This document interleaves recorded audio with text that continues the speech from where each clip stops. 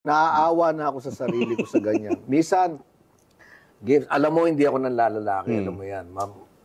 Yung kahit na hayok na ako, hindi ako mahilig yung yun, namimikam, natatakot ako kasi baka kung saan sinaksak yun. Ano to? Love.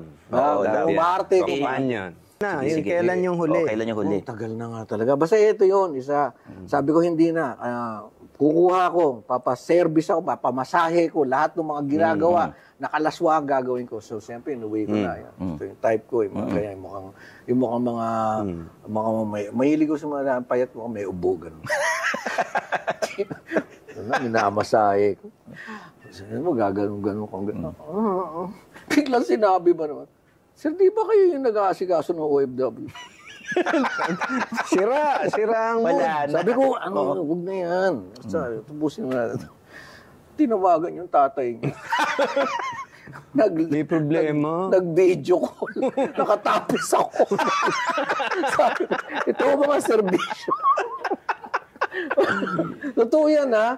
Oo, sabi ko, sige na nga ako. Ano ka ako papaliwanag mo sa tatay mo? Ba't dito ko sa kwarto ko? I mean, I'm human. Siyempre, Oo naman. Minsan gusto mo lang kahit mahaplos ka, mga gano'n. Kailan yun? Tagal na, no? Taon na. Ay, sobra pa sa taon.